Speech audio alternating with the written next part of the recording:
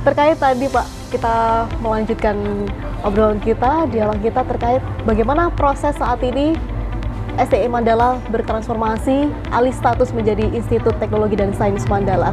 Iya, ini perubahan dari STI Mandala menjadi Institut Teknologi dan Sains Mandala ini memang sekali lagi menjawab kebutuhan pasar ya. Jadi ketika dinamika lingkungan kita, lingkungan bisnis, kemudian perkembangan teknologi yang sering dirapatkan, sering diseminarkan dalam bentuk tema-tema revolusi industri 4.0, itulah yang kemudian menginspirasi kami semua bagaimana sebenarnya lembaga ini, lembaga pendidikan tinggi yang dikelola ini kemudian berubah, bertransformasi sesuai dengan kebutuhan pasar. Karena kita tidak bisa menyelenggarakan sebuah proses pendidikan itu yang hanya berdasarkan pada kebutuhan kita, tapi harus kebutuhan pasar. Yep.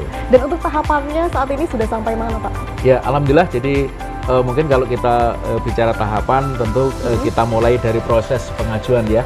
Jadi pada tahun 2001, jadi tepatnya 2001 ya. 2001. Jadi tepatnya tanggal 18 Januari 2001 kita memperoleh surat rekomendasi dari LDikti di Surabaya bahwa kita disetujui, direkomendasi untuk mengusulkan ke kementerian. Ya, kemudian proses yang sangat panjang, kita rekrutmen dosen dan sebagainya. Akhirnya tanggal 12 Juli kemarin kita sudah menerima surat keputusan perubahan kelembagaan STI Mandala menjadi Institut Teknologi dan Sains Mandala. Berarti dari tahun 2001 hingga tahun 12 Juli. 12 Juli. Ya.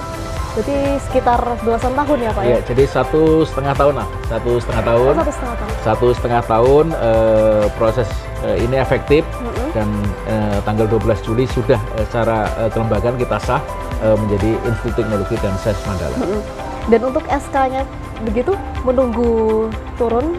Iya, SK-nya sudah turun. Jadi SK tanggal 12 Juli, tanda tangan Prof. Juli, kemudian pada tanggal 26 kemarin sudah diserahkan, ya diserahkan di Surabaya, sehingga kita sudah resmi di logo-logo, kemudian kegiatan publikasi kita sudah menggunakan Institut Teknologi dan Sains Mandala, karena di SK itu berbunyi bahwa SK ini berlaku sejak ditetapkan, sehingga per 12 Juli kami sudah menggunakan ITSM. Institut Teknologi dan Sains Mandala.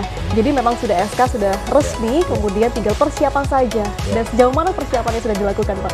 Ya, alhamdulillah. Jadi sudah penataan dengan adanya SK itu turun, kemudian kami bergerak cepat bagaimana dua program studi baru yang mengikuti itu, yaitu program studi Sistem dan Teknologi Informasi, kemudian program studi Rekayasa Perang Lunak itu ada mahasiswanya.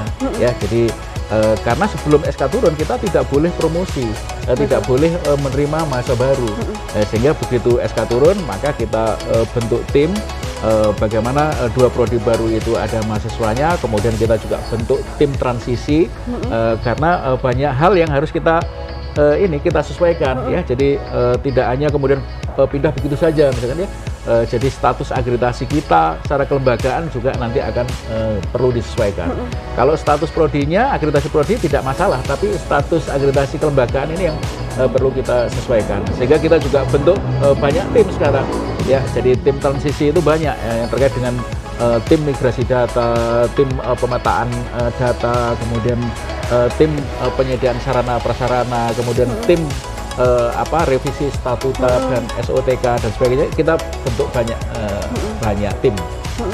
Jadi itu target siap menjadi Institut Teknologi dan Sains Mandala ini kapan targetnya Pak?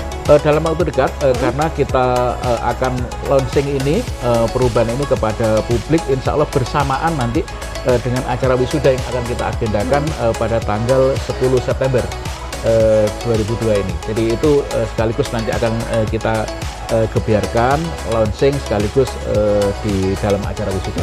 10 September 2022 dan tentunya alih status itu juga berkaitan dengan pemimpin.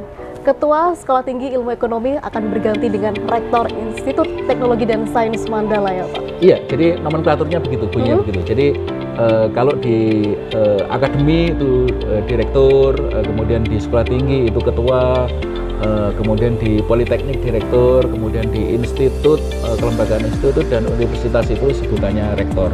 Nah tentu akan disesuaikan ini masih dibahas ini.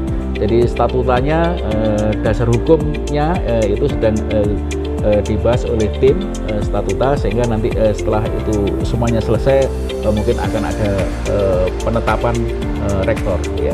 Jadi sebetulnya tidak harus saya sih, siapa saja nanti ya. Mungkin ada yang lebih bagus ya, silakan saja. Yang penting bagaimana bisa mengawal transformasi yang sudah kami inginkan ini bisa lebih berlari cepat. Nama yang menarik, ini merupakan salah satu cita-cita Bapak Wikyo untuk mewujudkan SDI Mandala menjadi Institut Teknologi dan Sains. Ya, jadi saya kira ini tidak cita-cita dan tidak semata-mata mimpi saya. Jadi saya kira ini mimpi seluruh sivitas akademika, mimpi dari badan penyelenggara, dan saya kira ini juga harapan masyarakat. Harapan masyarakat, karena tentunya masyarakat juga mendambakan sebuah lembaga pendidikan yang semakin bagus, semakin berkualitas, apalagi SDI Mandala merupakan sebuah perguruan tinggi swasta pertama di Jawa Timur, wilayah bagian timur ya Pak. Dan terakhir Bapak, mungkin bisa disampaikan closing statement bagi pemirsa di luar sana, utamanya para generasi muda ini. Ya, jadi saya kira mungkin pesan untuk anak-anak kami, ya anak-anak kita yang ada di luar sana, saya kira teruslah semangat untuk belajar. Kemudian silakan pilih perguruan tinggi yang sesuai dengan harapan, sesuai dengan minat dan bakatnya. Kemudian kami tentu akan lebih bersyukur kalau kemudian akan memilih prodi-prodi yang ada di kami ya. Jadi kebetulan di SDI Mandala sudah ada 7 program studi yang tadi saya sebut, yaitu S2 Magister Manajemen, S1 Akuntansi, S1 Manajemen, S1 Ekonomi Bangunan, S1 Sistem dan Teknologi Informasi, S1 Rekayasa Perang Lunak, dan D3 Keuangan Perbankan. Jadi saya kira prodi-prodi yang ada di kami ini adalah prodi-prodi yang sangat seksi ya. Jadi saya kira itu. Dan mudah-mudahan akan berjalan lancar ke depannya. Institut Teknologi dan Sains Mandala bisa semakin eksis, utamanya di Jember, bahkan nasional ya Pak. Dan pemirsa, tentunya pendidikan merupakan hal penting dalam kehidupan kita. Maka dari itu, semua individu berhak untuk mendapatkan pendidikan yang layak juga inovatif. Dan hal inilah yang membuat Institut Teknologi dan Sains Mandala terinspirasi untuk terus melakukan inovasi pendidikan, begitu. Dan mudah-mudahan perbincangan ini bisa bermanfaat bagi kita semua. Terima kasih kepada Bapak Ketua, Bapak Wikyo, atas waktunya dan informasi yang sudah dibagikan kepada saya dan juga pemirsa di rumah.